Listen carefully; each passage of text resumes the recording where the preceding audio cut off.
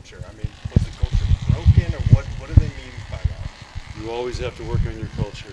So if your guys' news station, you better be working on your culture every day. But that's been a big theme of ours is really trying to build a strong culture this spring, because we're going to need it in the fall.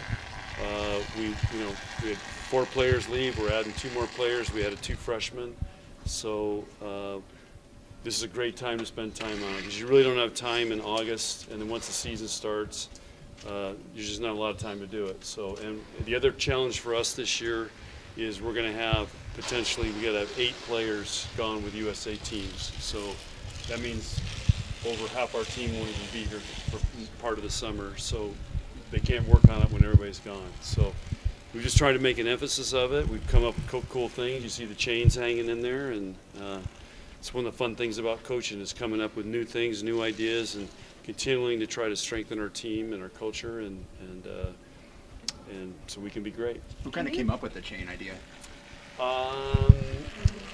That was in a brainstorm out of meetings, and I called Brian Comita I said, hey, do you got any big old chains over there?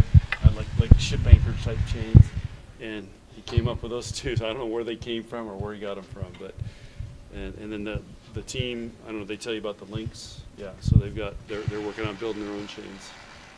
What have you seen from your 2 new freshmen, Olivia and Skylar, so far this spring? If you ask me who the most impressive players were this spring, sorry, that's probably my worst moving. If you ask me the 2 that have impressed me the most, because probably I had the lowest expectations for, because you're just never sure how freshmen are going to react, those 2 have been awesome. And my last, or the kind of our debrief at the end of practice there, I talked to them about those 2 have come in and they've raised the level of our gym. And typically freshmen are just trying to hang in there. And I don't know if you guys know, but Olivia's house got taken out by the tornado. And that kid was MVP today. And I complimented her on, here's somebody whose family just lost their house. They're trying to figure out where to live. It's not even, I mean, she's coming in here and performing really, really well. So very impressed with those 2. You had more practices than a typical spring this year? Nope, same amount, 6 weeks. Yeah, we just started later. Spread it out? Nope, we just went six weeks straight. So this is week 6 for us, and so that's what we normally do. Do you still get the same level of excitement ahead of the spring match every year? Yeah, I just did radio interviews today out with the stations out west. Nate can tell you which ones. Doug and Daddy and Jason Jorgensen on the KRVN or whatever. But those are all my people out there now, the farmers, the horse people, the cattle guys. And we do that during the fall. I do weekly shows with them. But it's just, you hear the tone and the excitement in the people's voices in Kearney, where we're going. And I just know the last couple of years what it's felt like and how the reception that we get. And this is going to be another one that's going to be really special. Allie play? Is she done? Is Allie done? Allie just, that was her last drill.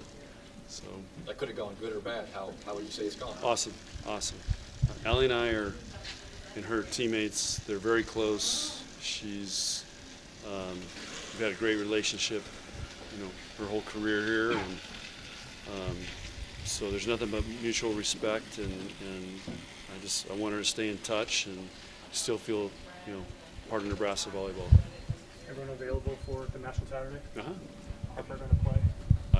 I'm not saying who's playing, but everybody's available, yeah. What does it mean to you, the spring match coming up, what does it mean to be able to kind of go to all these different smaller towns around Nebraska and share that love of Nebraska volleyball with the whole state, where all those people out there might not be able to come to the Devaney and see a game? Well, that's one of the things I talked about on the radio today, is that Lindsay told me that when it sold out in 46 minutes and you had to pay cash. I'm like, what do you mean? I don't even carry cash.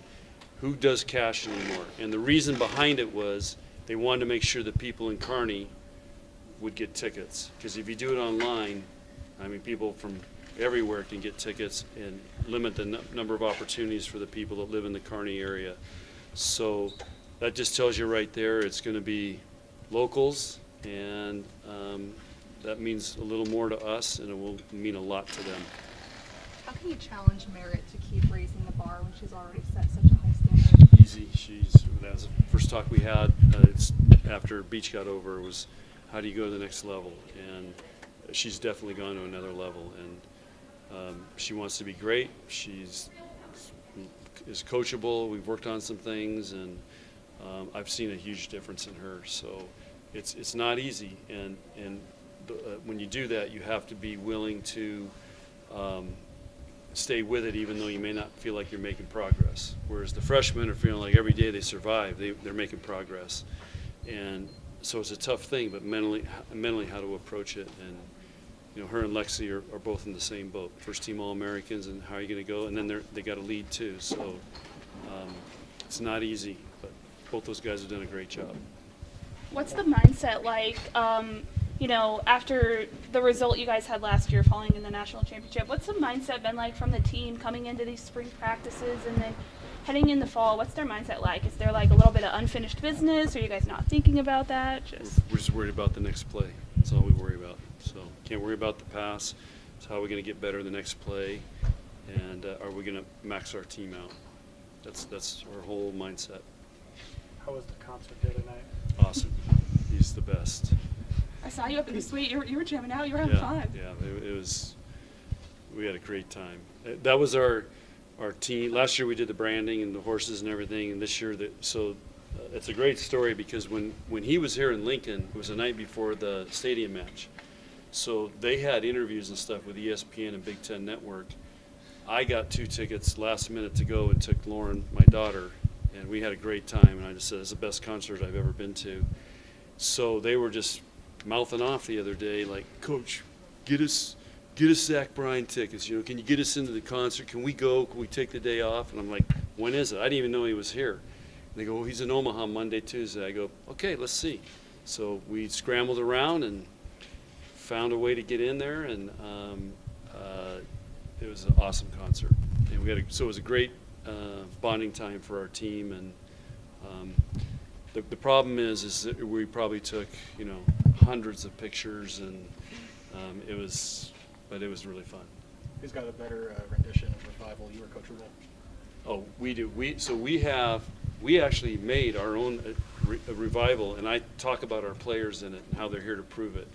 So we've got it going, and we made a video out of it. So we have a recording and then a video, and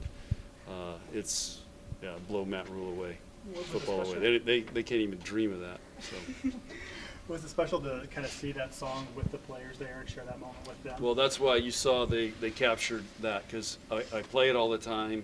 They've heard it hundreds of times. I've played it during the fall. We made it during the fall because it was just, we always did it on game day. It was just our way of pumping them up, saying good things, and they're here to prove it. So it's a great song, and he does an amazing job with it. But what he's really doing is he's introducing his band members and kind of making it special for them. So there's a great correlation for us. Based on what you've seen this spring and maybe even in that close scrimmage, are there any areas in particular you're going to be watching really closely on Saturday to see how they perform? No, I already know how they're going to perform. They're going to get after it, and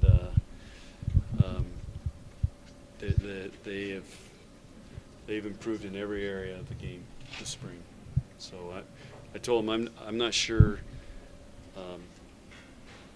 we've ever had a team play at this high level in the spring as we have this year. And part of it is because we got a big group. Allie's in there, and but remember our younger players are all a year older now, so they know what it's like. And again, those freshmen did not lower the level; they raised the level. So it's been a very, very competitive spring, and I'm always tinkering, trying new drills. We did a couple new drills this week. They really like it. Probably in the fall we'll do the same drills over and over every day, but we tried some new drills and new training methods and different ways to teach, and that makes it really enjoyable for me as a coach, and it's challenging for them. It's something new. Final questions?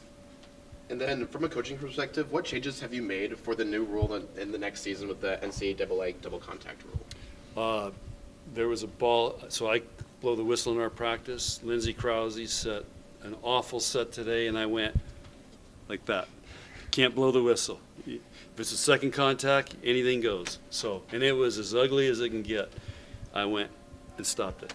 So that's how we're handling it, and there's no pressure now. And now, if somebody takes it over on the second contact and double hits it, then that'll get called. And we actually had that called yesterday. So.